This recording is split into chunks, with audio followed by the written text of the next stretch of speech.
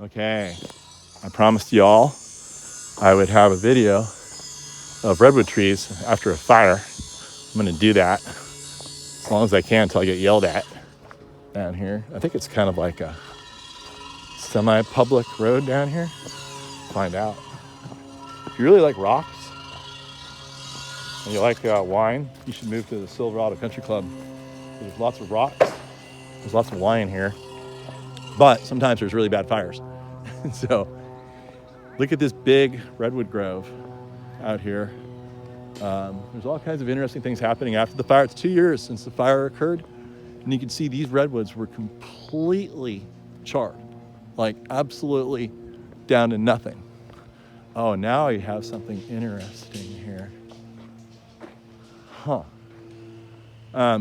So here's your coastal redwood, and fire ran through here and just incinerated everything, and including these redwoods. And now trees are sprouting back. Some of the big lateral limbs are sprouting back. It looks like since the fire goes up, you can see it got much hotter at the top than it did on the bottom. And I bet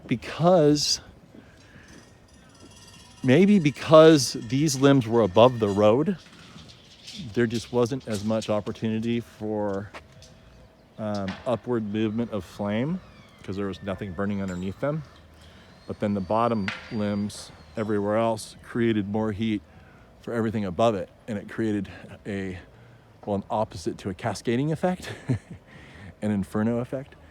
And there you go. So that's what happens to these trees. Now, it's interesting here because you've got grass all around it. It would be interesting to see this fire move through here. I bet you this was a wind-driven fire.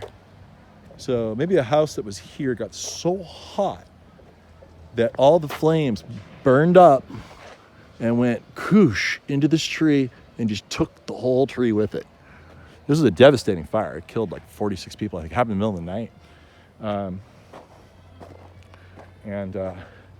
Now down here, I bet the house was here. I bet the wind was blowing through here and just got into this tree, and it burned it so hot that, is it gonna make it? Maybe. All it has after 2 years is this one little spot right there. I hope they leave this tree here. It'll be a really good example of never giving up, and how even the worst things that happen to you can be fixed with time. But certainly these trees are going to look great again. They're just going to have to trim off all these limbs will just fall off one by one. They're not too big where they're going to hurt anybody. Might dent your car a little bit, but actually kind of pretty just the way they are. Look at that. Those outer spider limbs against the blue sky and the beautiful green in the middle. Might be fun to leave them just like that. But they will eventually fix themselves. Now, the redwood tree is designed to have these massive amounts of surface area that get really tall and sky into the heavens, so they can condense fog during the dry months and drip it down to the ground to water the tree. So obviously the ability of this plant to do that has been severely limited, and it's going to take a while to get its full canopy back, and therefore its full amount of condensation drip under the tree. So it's kind of an interesting thing to think about in the ecology of these trees. I bet after a fire, the rings are compressed because they didn't grow as much, because they didn't have as much water available to them during the dry season. And I'm sure it'll make a full recovery, and all is good. And nobody yelled at me. So if you're building a new house, maybe you could buy this house. It might be for sale. They're getting the foundation ready right now. So anyway, back in the truck. Back in the truck to the next adventure. Hold on a minute, not back in the truck just quite yet. Just when you thought my video was over. Look at this.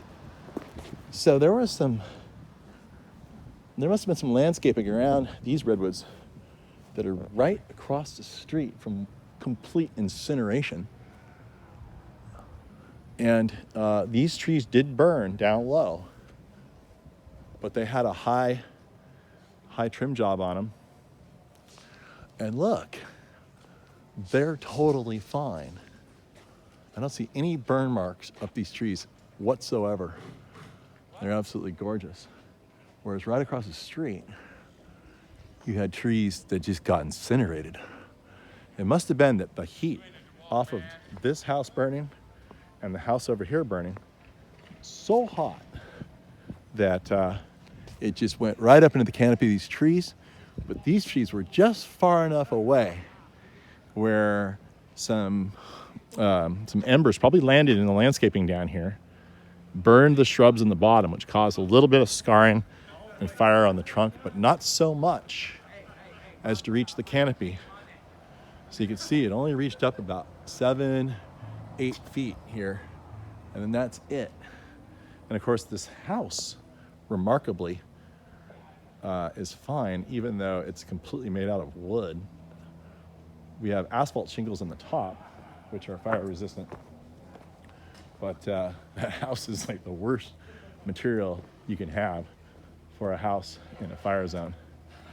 And but the good part is that Grandpa's golf cart didn't get burned.